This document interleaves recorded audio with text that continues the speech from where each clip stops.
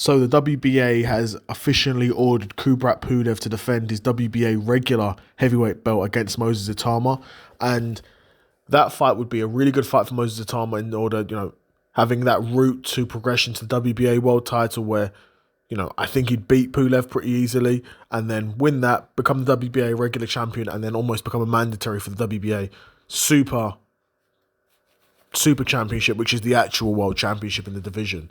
I believe that is held by Usyk as well because he holds all the belts. So yeah, another route to that Usyk fight, and of course there's a route to getting a belt around Moses' waist.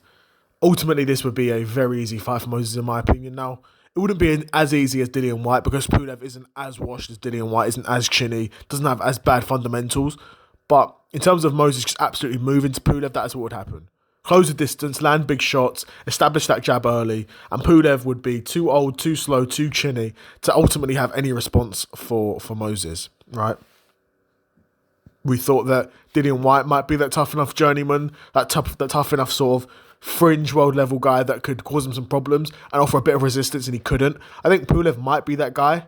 He might be able to offer some resistance because he's been in there with so many big names at this point and has beaten some names, not really got any huge wins under his belt, but has been in there with some big names. And I think Pulev's still got something left in the tank. Like, he's WBA regular champion, he's got something left in the tank, but he's not a guy who would be in the top 10.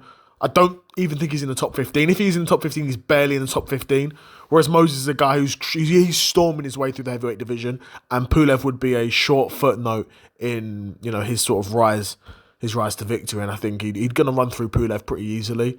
If I was a betting man, which sometimes I am, sometimes I'm not, I would be putting a nice chunk of change on Moses to beat Pulev if that fight gets made. But I would be super curious to know what you guys think. This is just a super quick, immediate reaction to that news because I literally just seen it on my phone now.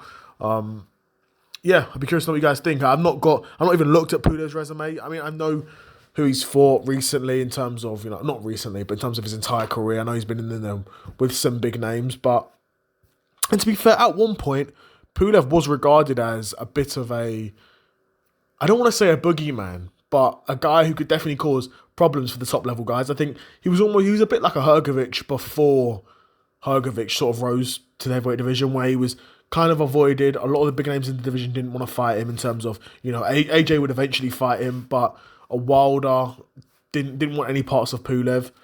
And like I said, Anthony Joshua would then fight him, but he was definitely on the back end of his career by the time he fought AJ. And then, went on to carry on fighting and, he's won some, lost some, but he still managed to, for the most part, keep himself in that mix. And now for Pulev, this is probably, again, one of the biggest money fights he could have got at this point.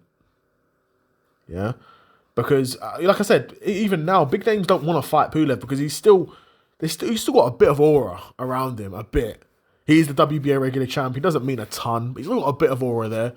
But no doubt Moses is going to eliminate all of that aura and completely take him out. But yeah, I'd be super curious to know what you guys think of this fight. Do you think if this fight gets made, Pulev can win this? Or do you think it should be another easy win for Moses Itauma? I'll be curious to know what you guys think in the comments below.